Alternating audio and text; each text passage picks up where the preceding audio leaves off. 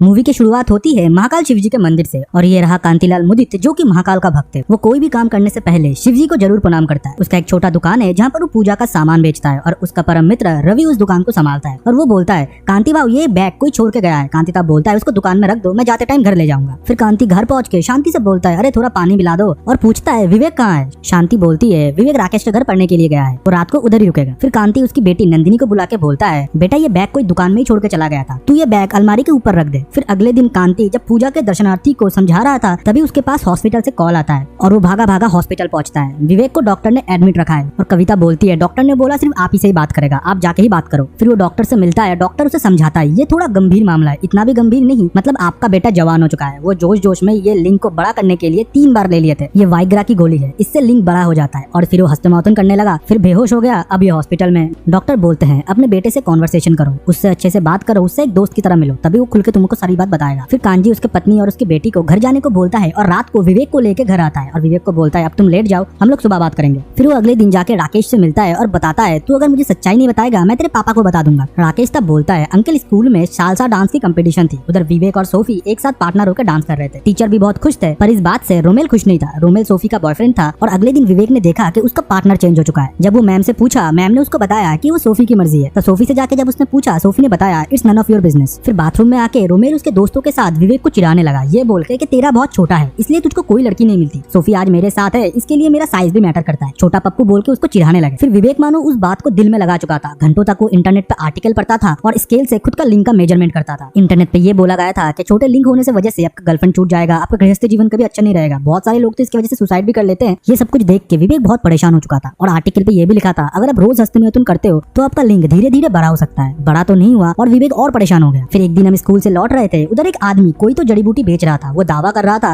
ये जड़ी बूटी लगाने से आपका लिंग बड़ा हो जाएगा। विवेक ने वो भी खरीद ली। एक ही जगह उसने 10 शीशियां खत्म कर दी पर कोई रिजल्ट नहीं आया। फिर वो एक बैनर देख के डॉक्टर के पास भी गए। वो कुछ लाइट से एक्सपेरिमेंट करते थे। विवेक को बोला गया ये लाइट अगर जलती है तो तुमको पता चल जाएगा कि तुम केपेबल नहीं हो। वो लाल लाइट जल जाती है और विवेक फिर डिप्रेशन में चला जाता है। फिर वो कुछ सीनियर दोस्तों से पता करके मेडिकल शॉप में जाके कुछ तो पिंक पिंक गोलियां ले आता है और एक की जगह वो 3-3 खा लेता है। फिर वो मास्टरबेट करके बेहोश हो जाता है। फिर कांति घर जाके विवेक से बोलता है बेटा हम मिडिल क्लास लोग हैं, मैंने उधारी लेके तुमको इतने बड़े इंग्लिश मीडियम स्कूल में दाखिला कराया, सोचा तुम पढ़ लिख जाओगे तो हमारा गरीबी थोड़ा कम होगा, और बेटा तुम ये सब कर रहे हो छी छी छी, तुम मुझसे आज प्रॉमिस करोगे आज के बाद तुम ऐसा कभी नहीं करोगे। विवेक तब बोलता है पापा मनी मन मैंने बहुत सारे प्रॉमिसेस किए हैं पर ये मेरी आदत बन चुकी है। फिर कांति विवेक को स्कूल छोड़ने के लिए जाता है, तब उसको प्रिंसिपल साहब बुलाता है और विवेक का एक वीडियो दिखाता है। जब विवेक टॉयलेट में हस्तमैथुन कर रहा था, रोमेल और उसका फ्रेंड उसका वीडियो बना के इंटरनेट पे अपलोड कर देता है। तब स्कूल वाले और मंदिर के ट्रस्टी बोलते हैं ऐसा अश्लील काम आपका बेटा कैसे स्कूल में कर सकता है, स्कूल तो कभी इसको नहीं रखेगा और एक रस्टिकेट फॉर्म भी बनाएगा कि कोई भी स्कूल में आपके बेटे को एडमिशन ना मिले। और ये भी बोलता है कल से उसको स्कूल आने की जरूरत नहीं है। कांति विवेक से बोलता है बेटा घर में किसी को पता ना चले, पर वीडियो कहाँ रुकने वाला था, वो इंटरनेट पे अपलोड हो चुका था, मोहल्ले वालों को हर जगह पता चल चुका था। इस वीडियो की वजह से उसकी बहन नंदिनी और उसकी माँ कविता को बहुत सारी खरी खोटी बात हर जगह से सुनने को मिल रहा था और वो लोग बहुत ज्यादा रो रहे थे। और फिर गंगा घाट में कांति शिव जी से विनती करता है मैं आपका परम भक्त हूँ, मेरे बच्चों के साथ ऐसा क्यों हो रहा है, रास्ता दिखाए प्रभु। तब एक आकाशवाणी होता है और शिव जी के अवतार में उनका दूत गंगा जी के कोख से डुबकी लगा के उठते हैं और वो कांति के माथे पे गंगा जल झटकता है। फिर कांति रात को घर पहुंचता है और उसके पास थाने से फोन आता है और वो बोलते हैं अपने वकील को भी साथ ले आना। फिर हम पुलिस स्टेशन में महाकाल को देखते हैं, वो बोल रहे थे मेरे सामान अगर मुझे नहीं मिला तो मैं पूरा तांडव करूंगा, ये पूरा पुलिस स्टेशन भस्म कर दूंगा। और दूसरी तरफ रोमेल के पापा बोलते हैं आपके बेटे ने मेरे बेटे को आज गला पकड़ के मारने की कोशिश की, अटेम्प्ट टू मर्डर केस आज मैं इसके ऊपर डालूंगा। तब कांति पुलिस ऑफिसर से बोलता है सर मेरा बेटा बहुत सीधा है, बिना बात का वो कहीं पर भी नहीं उलझता। तब रोमेल के पापा बोलते हैं हाँ कितना सीधा है हमको पता है सर, आप ये वीडियो देखिए। तब कांति बोलता है सर ये वीडियो कहाँ से आ गया। तब पुलिस ऑफिसर जब वीडियो देखते हैं तब बोलते हैं हाँ कांति साहब मुझे पता चल गया आपका बेटा कितना सीधा साधा है। तब पुलिस ऑफिसर विवेक को बुलाता है। विवेक पहले तो बहुत ज्यादा हिचकिचाता है पर जिसके ऊपर महाकाल का हाथ हो उसका क्या कोई बिगाड़ सकता है। महाकाल ने जब उसके हाथ पे हाथ रख दिया तब विवेक उनके सामने जाता है और कांति बोलता है इन लोगों से माफी मांगो। विवेक जब माफी नहीं मांगता तब कांति उसको जोर जोर से थप्पड़ मारता है। तब महाकाल बोलते हैं सत्य को कभी दबाया नहीं जाता, हर हर महादेव, ये बोल के उधर से चले जाते हैं। फिर रात को कांति और उनके परिवार उनके गाँव का घर जाने के लिए तैयार हो रहे थे और बाथरूम में विवेक पॉइजन पी रहा था। फिर वो लोग स्टेशन पहुंचते हैं और कांति को बैठने की जगह नहीं मिलता और वो एक बेंच में जाके जब देखता है कोई सोया हुआ है, उसका चद्दर जब हटाता है उधर और कोई नहीं साक्षात महाकाल थे। तब कांति पूछता है भाई तुमने तुम्हारा सामान मिला और तुम्हारे गले को क्या हुआ। तब महाकाल बोलते हैं भक्तों के विष पीते पीते गला भी मेरा काला पड़ गया, असलियत में जो पॉइजन विवेक ने पिया था वो महाकाल में समा गया। तब महादेव उससे पूछता है तुम्हारा बेटा कैसा है। कांति तब बोलता है ये तो ये रहा, पर उधर विवेक नहीं था। उसे ढूंढते हुए जब कांति इधर उधर भटकता है उसे रेलवे ट्रैक में विवेक दिखता है। ट्रेन विवेक की तरफ आ रहा था, कांति भी भाग के जा रहा था उसके बेटे को बचाने के लिए, बट ट्रेन उसके ऊपर से चला जाता है। कांति सोच ही लेता है कि उसका बेटा मर गया, पर जिसके ऊपर महाकाल का हाथ है उसको कौन मार सका है, उसको महाकाल ने बचा लिया था। फिर कांति महाकाल को सारी बात बताते हैं, वो तो अंतर्यामी है, अपने भक्तों का मन का पीरा वो खूब जानते हैं। फिर वो कांति से बोलते हैं अपने गाँव भागने से कि तुम लोगों का समस्या समाधान हो जाएगा, मोबाइल फोन तो उधर भी रहेगा, वीडियो तो उधर भी सारे लोग देखेंगे। कांति पहले तो ये सोचो विवेक ने जो किया किया असलियत में क्या वो गलत है? सच में क्या ये कोई अपराध है? अगर अपराध नहीं है तो क्यों नहीं है, और अगर अपराध है तो क्यों है? खुद के मन को टटोलो और तुमको तुम्हारा जवाब मिल जाएगा। जो मानव जीवन का सत्य है तुम लोग उसको अश्लील बोल रहे हो। तब कांति बोलता है, हाँ प्रभु मैं हार गया, अभी तुम ही बता दो मैं क्या करूँ? मैं क्या कोर्ट में जाऊँ, सिस्टम के खिलाफ केस करूँ, उन लोगों के खिलाफ केस करूँ जो कि मेरे बेटे को बेवकूफ बनाए हैं स्कूल के ऊपर, जिसने बिना सोचे समझे मेरे बेटे को स्कूल से रस्टिकेट कर दिया। तब महादेव बोलते हैं, मेरा काम है बस रास्ता दिखाना, चलना तुमको खुद ही है, हर हर बोले। फिर वो चले जाते हैं। फिर कांति रेलवे ट्रैक में बैठ के कुछ टाइम सोचता है। फिर वो अपने बेटे विवेक को जाके सॉरी बोलता है और बोलता है, बेटा हम लोग कहीं नहीं जाएंगे, हम लोग लड़ेंगे। फिर वो अगले दिन गंगा जी को प्रणाम करके वकील दोस्त से, मेडिकल शॉप वाले पे, वो चूड़न वाले पे और वो लाइट वाले डॉक्टर पे, इसके साथ ही साथ स्कूल पे भी वो केस करता है। जब वो नोटिस भिजवा रहा था, एक नोटिस वो खुद को भी भिजवाता है क्योंकि वो अच्छे से अपने बेटे की परवरिश नहीं कर पाए। फिर हम कोर्ट में सारे आरोपी और कांति को देख और जज बोलते हैं, ये क्या है, ये क्या मजाक चल रहा है, तुम खुद ही के ऊपर केस कर रहे हो। तब कांति का लॉयर बोलता है, सर मेरे क्लाइंट के बच्चे के साथ हुए हैरेसमेंट में ये लोग सब जिम्मेदार है और सबसे ज्यादा जिम्मेदार है स्कूल, और स्कूल को माफी मांगना पड़ेगा और शिवजी को 101 रुपए अर्पण करके विवेक को फिर से एडमिशन दिलाना पड़ेगा। फिर स्टेफन स्कूल की तरफ से लॉयर कामिनी आती है और वो बहुत बड़ी लॉयर है। वो आते ही सारे इंडिविजुअल लॉयर को बोलती है, मैं आपके तरफ से केस लड़ूंगी, और कांति के लॉयर भी बोलते हैं, भाई इससे मैं नहीं लड़ सकता, ये बहुत बड़ी लॉयर है, तुम दूसरे किसी को पकड़ो। तब कामिनी बोलती है, माय लॉर्डशिप, ये किस बेस पे केस रजिस्टर करने की बात बोलते हैं? इनके बेटे ने जो अश्लीलता की इसलिए उसको रस्टिकेट करा गया और ये केस पूरी बेबुनियाद है। फिर कांति बोलता है, सर मुझे थोड़ा टाइम दिया जाए, मेरा लॉयर भी जा चुका है। फिर कांति को कोर्ट अगली डेट देता है। कांति घर पहुंच के देखता है उसकी बेटी रो रही थी, बोल रही थी, पापा भाई ने ये करने से पहले एक बार भी हमारे बारे में नहीं सोचा, मोहल्ले वाले हम पे थूक रहे हैं। तभी अलमारी के ऊपर रखा हुआ दुकान से लाया गया वो बैग गिरता है और उसमें से कुछ पुराने पुस्तकें और मूर्तियां गिरती है और कांति वो बुक्स देख के अचंभित हो जाता है और एक एक करके सारी बुक पढ़ने लगता है। और इंटरनेट में जब रिसर्च करने के लिए होता है उसकी बेटी उसका मदद करता है। आखिर में परिवार ही सबका काम देता है। फिर कांति कोर्ट में जाकर शुद्ध हिंदी में पिटीशन देता है। ये बोलता है, सर मेरे तरफ से कोई लॉयर नहीं लड़ना चाहता, तो मैं मेरी खुद की केस लड़ना चाहता हूँ, और जज साहब भी परमिशन दे देते हैं। तब कामिनी बोलती है, जज साहब इनके बेटे ने स्कूल के बाथरूम के अंदर जो अश्लील काम किया वो बहुत ही शर्मनाक है। तब कांति बोलता है, क्या शर्मनाक, क्या अश्लील, आप क्या बोल रहे हो? तब कोर्ट में जज बोलते हैं, अब ऐसे ही नहीं काउंटर कर सकते, जब आपको बोला जाएगा तभी बोलेगा। तब कांति बोलता है, सर हस्तमैथुन करना कहाँ गलत लिखा हुआ है, कोई किताब मुझे दिखा दो, मैं मान लूंगा। तब कामिनी बोलती है, कहीं लिखा नहीं है, ये मोरली गलत है और इसी वजह से स्कूल ने इनके बच्चे को रस्टिकेट किया और ये गुस्सा अब स्कूल पे निकाल रहे हैं अपने बच्चे को इनोसेंट प्रूफ करने के लिए। तब कांति बोलते हैं, सर ये गलत बोल रही है, असलियत में मेरे बेटे ने जो भी किया वो अज्ञानता, जिज्ञासा और बहकावे में किया। अगर स्कूल वाले ऐसी शिक्षा अपने स्कूल में ही दे देते तो मेरे बेटे का ना ये वीडियो बनता, ना ये लोग मेरे बेटे का फायदा उठा पाते। तो ये स्कूल की गलती है, उन्होंने पढ़ाई तो बहुत कराया पर सेक्सुअल एजुकेशन नहीं दी। तब कामिनी बोलती है, ये कोई भी स्कूल नहीं सिखाता, ऐसा कोई सिलेबस ही नहीं है जहाँ पर सेक्सुअल एजुकेशन सिखाया जाए। तभी कांति अपने बैग से पंचतंत्र की एक किताब निकालता है जो कि बहुत पुरानी है, जहाँ पर इंडियन हिस्ट्री लिखा गया है, जहाँ पर विज्ञान, धर्मशास्त्र, इसके साथ साथ कामशास्त्र भी सिखाया गया है। तो जज साहब ये कैसे बोल सकती है कि कोई भी किताब में नहीं सिखाया गया? फिर कामसूत्र और चरक संहिता की भी किताब वो दिखाते हैं जो भी बहुत बड़े बड़े ज्ञानी ने लिखे हैं, और वो बहुत सारे फोटोग्राफ भी दिखाते हैं जहाँ पर अजंता, पूरी जगन्नाथ, इसके साथ साथ बहुत सारे मंदिर के भी फोटो थे जिसके दीवारों पे कामसूत्र से इंस्पायर हुए बहुत सारे नकाशे बनाए गए हैं। तब कामिनी बोलती है, ये सब बेफजूल की चीज है, इसलिए स्कूल आपसे माफी नहीं मांगेगा। तब जज बोलता है, वो तो मैं देखूंगा ना, और वो कांति से बोलते हैं, आपके बात पे दम है, हम आपके केस रजिस्टर करते हैं। फिर अगले दिन मंदिर के पुजारी आके परिवार को सुनाता है कि ऐसे परिवार से मंदिर का कोई रिश्ता नहीं। और फिर कोर्ट में जज सेल्फी ले रहा है क्योंकि कोर्ट में इतने लोग इससे पहले उसने नहीं देखा। ये सीन बहुत ज्यादा फनी था, कोई कोई तो बस एंटरटेनमेंट के लिए आ गया था। फिर कामिनी कांति से बोलता है, अगर तुम सेक्स के बारे में खुल्लम खुल्ला बात करना चाहते हो तो मैं विवेक को बुलाना चाहूंगा। फिर विवेक को कटघरे में खड़े करके कामिनी पूछती है, तुमने जो स्कूल के बाथरूम में किया तुम्हारे नजर में क्या वो सही था? तुमने स्कूल के बाथरूम में जो भी किया तुम बोल के बता सकते हो। और कामिनी जब और ज्यादा जोर देता है विवेक तब कटघरे से भाग जाता है। फिर रात को जब घर में सब लोग सो रहे थे बाहर से कोई शिवजी का गाना गा रहा था। बाहर जाके कांति देखता है उधर और कोई नहीं, साक्षात महादेव थे। पर कांति मूर्ख को क्या पता था कि वो साक्षात शिवजी से बात कर रहा है। तब शिवजी कांति से बोलता है, कांति परेशान मत हो, जो सुनने में अच्छा लगे वही बोलो, शर्म मत करो, जो बात पूरी दुनिया को पता है वो खुल के सबके सामने बताओ, तुम्हारे समस्या का समाधान हो जाएगा, हर हर महादेव। और ये बोल के वो चला जाता है। फिर अगले दिन जब कामिनी तमाशा करने के लिए कोर्ट में उसकी बेटी और पत्नी को बुलाती है तब कविता और नंदिनी मानो पानी की तरह सब बात बोल रहे थे। नंदिनी बोलती है, मास्टरबेशन ये तो नॉर्मल है, सब लोग करते हैं। और कविता बोलती है, बच्चे होने के टाइम तो सब लोगों ने किया होगा, जज साहब आपने नहीं किया, इसमें शर्म किस बात की? तब कामिनी बोलती है, आपकी फैमिली तो बहुत मॉडर्न है, घर से आपने सिखा के लाया है ना, चलो ये भी ठीक है जज साहब, अब मैं एक सेक्स वर्कर को बुलाना चाहता हूँ जिसका बच्चा ये स्कूल में पढ़ता है, पर हम लोग कभी भी उन पे कोई दबाव नहीं बनाए, पर ऐसे अश्लीलता को कभी भी हम एंटरटेन नहीं करेंगे, इसलिए विवेक को रस्टिकेट करा गया। तब कांति पूछती है, सर मैं इनसे कुछ पूछ लूं? जज साहब के परमिशन के बाद वो पूछती है, आपको ये काम किसने सिखाया? तब वो सेक्स वर्कर बोलती है, मुझे मेरे बहन ने सिखाया, और उनको मे भी उनके बहन ने सिखाया होगा। वो बोलती है हाँ, और दो मूर्तियां दिखा के बोलता है, आपको ऐसे सेक्सुअल पोजेस आते हैं? वो सेक्स वर्कर बोलता है, हाँ मुझे आते हैं, ये सब मुझे सिखाया गया है। तब कांति बोलता है, आप जिनके साथ सेक्स करते हो आपको क्या मजा आता है? तब वो सेक्स वर्कर फ्रस्ट्रेट होकर बोलती है, मुझे मजा नहीं आता सर, सारे मर्द इधर फ्रस्ट्रेट होकर आते हैं, कोई आता है शरीर की भूख मिटाने के लिए, कोई आके मारता पीटता है और कोई आके रोता है, उनको पता ही नहीं कि एक लड़की कैसे खुश होती है, कैसे उनके साथ म्यूचुअली संभोग किया जाए। तब कांति बोलता है, आप क्या चाहेंगे आपका बच्चा भी ऐसे ही बने, वो भी किसी लड़की के साथ सामूहिक संबंध ना बना पाए, उसके मन को ना पढ़ पाए, वो सब तो उसको आप नहीं सिखा सकते ना, उसको कौन सिखाएगा, उसको स्कूल सिखाएगा। उस बात पे सेक्स वर्कर एग्री करता है। तब कांति बोलता है, point to be noted milord, और अगर जज साहब मेरे बेटे को भी ऐसे समझाया गया होता तो आज ये दिन नहीं आता। फिर कांति जड़ी बूटी वाले को, वो बल्ब वाले डॉक्टर को और मेडिकल शॉप वाले को बुलाते हैं और सब लोग ढोंगी निकलते हैं और वो लोग खुद एग्री करते हैं कोई भी पिल कोई भी चूरन खाने से आपकी लिंक बड़ा नहीं हो सकता, हम लोग बस लोगों को झूठी आशा बेचते हैं। फिर कांति स्कूल का किताब दिखा के बोलता है सर देखिए मेंढकों का रिप्रोडक्शन, इसके साथ साथ एक गाय एक बछड़े को दूध पिला रही है, ऐसी फोटोज भी इधर है, पर इनको जो पढ़ रहे हैं वो इंसान है, तो इंसानों का किधर है। तब कामिनी बोलती है ये सब पॉसिबल नहीं है, बोलना जितना आसान है इम्प्लीमेंट करना उतना ही मुश्किल। ये बार बार ये कोशिश कर रहे हैं कि स्कूल की सारी गलतियां है उनके बेटे को फिर से एडमिशन दिया जाए और स्कूल गिल्टी फील करे। फिर कांति मंदिर जाके माथा टेकता है और महाकाल उसको साक्षात दर्शन देके बोलते हैं तुम हमारे भक्त हो, इतना चिंता मत करो, ये लो कचौड़ी खाओ और पेपर को अच्छे से पढ़ना। कचौड़ी खाते टाइम कांति को पेपर में कुछ कोटेशन दिखता है। फिर कांति कुछ पेपर के शॉप में जाके पुराना पेपर रद्दी वगैरह खरीदता है और सारी तैयारी के साथ नेक्स्ट दिन कोर्ट पहुंचता है। फिर कांति बोलता है सर ये एक बायोलॉजी का टेम्पलेट है जो कि मुझे बायोलॉजी क्लास से मिला है, इधर सब कुछ है, बट सर हमारा गुप्त अंग का कोई फोटो नहीं है। तब कामिनी बोलती है इसलिए नहीं है क्योंकि उनको गुप्त अंग बोला जाता है। तब कांति बोलता है ऐसा किसने बोला, हमने ही ना, अगर मानो हम हमारे पैर को ही गुप्त अंग बना देते तो क्या तुम पैर ही छुपा देते। और वो बोलता है जज साहब जो जैसा है हमको वैसे ही बताना पड़ेगा, बच्चे अगर देखेंगे नहीं तो सीखेंगे कैसे। और वो बहुत सारे चौंका देने वाले डेटा पेश करता है जहाँ पर बहुत सारे सेक्सुअल डिजीजेस बहुत सारे लिंक के बारे में बताया गया है। इसी के साथ साथ गुड टच बैड टच क्या होता है, छोटे बच्चे को ये सिखाया जाना चाहिए, ऐसे बहुत सारे डेटा पेश करता है जो कि कोर्ट में किसी को नहीं पता था। फिर कांति जब घर में होता है तब उसके घर में पुलिस आता है टोटल 47 केसेस लेके जो कि देश के अलग अलग जगह से हुआ है उनके सभ्यता पे क्वेश्चन करने की वजह से। फिर उसी के चलते सेटलमेंट के लिए स्कूल वाले उसको बुलाते हैं और उसको 1 करोड़ का ऑफर देता है। स्कूल के दबाव से और समाज के प्रेशर से उसने हाँ तो कर दिया और सिग्नेचर भी कर दिया, पर घर लौटते टाइम उसका गाड़ी से एक्सीडेंट हो जाता है। फिर उसे हॉस्पिटल के आईसीयू में महादेव दिखते हैं जो कि उसको बोलते हैं तूने मेरा पूरा रूप नहीं देखा, और वो अपने संपूर्ण रूप का दर्शन देते हैं। और कांति तब जोर जोर से रो के बोलता है महादेव मैंने आपको नहीं पहचाना, इतनी बड़ी भूल मुझसे कैसे हो गई। महादेव बोलते हैं इससे भी बड़ी भूल ये है कि तू तेरे मार्ग से भटक गया, मेरे भक्त होके तू मार्ग से कैसे भटक सकता है, तू महादेव का भक्त है, तू मर नहीं सकता, तूने जो काम अधूरा छोड़ा है उसको तू ही पूरा करेगा। फिर कांति जिंदा आईसीयू से निकलते हैं और उसको देख के सब लोग चौंक जाते हैं। फिर महादेव उसको लिफ्ट देता है कोर्ट तक, और तब तक कोर्ट में कामिनी साबित कर चुका था कि कांति लालची है, उसने पैसे के लिए ये सब कुछ किया था, पर उसे क्या पता था कि खेल अभी बाकी है। फिर कांति आके बोलता है सर मैंने स्कूल के दबाव में चेक तो ले लिया था पर मैंने बैंक में जाके कैश नहीं कराया। तब कामिनी बोलता है ओके चलो सब मान लिया, अगर विवेक स्कूल आने के लिए रेडी है तो स्कूल में हम लोग उसको एडमिशन देंगे। विवेक के अंदर इतना हिम्मत है वो सब लोगों के सामने आके अपना दोस्त को एडमिट करे और स्कूल में फिर से ज्वाइन करे, पर कामिनी को क्या पता था उसके सर पे महाकाल का हाथ है। विवेक आता है और बोलता है मैम मैंने जो भी किया वो सही था, बट जो जगह मैंने चुना वो गलत था। तब विवेक के स्कूल के दोस्त भी बोलने लगे विवेक ने जो किया वो सही था, वो हम लोग सब करते हैं, इसमें कोई शर्म की बात नहीं है। तब जज बोलता है हमारे एजुकेशन सिस्टम में ये बहुत बड़ी लूप होल है, अगर सेक्स एजुकेशन हमने अभी भी हमारे सिलेबस में इंक्लूड नहीं किया तो बच्चे गलत संगत में पढ़ सकते हैं और गलत जगह से इन्फॉर्मेशन लेके उनकी लाइफ को खतरे में डाल सकते हो। और हमारे पेरेंट्स और टीचर को भी हमारे बच्चे से बहुत अच्छे से बात करना चाहिए, उनके उम्र के हिसाब से उनको सही नॉलेज देना चाहिए। और इधर ये मूवी खत्म हो जाता है। आई होप आपको मूवी एक्सप्लेनेशन पसंद आया होगा। अगर आपको एक्सप्लेनेशन पसंद आता है वीडियो को लाइक करें, चैनल को सब्सक्राइब करें और कमेंट सेक्शन में अपना ओपिनियन दें। तब तक के लिए बाय।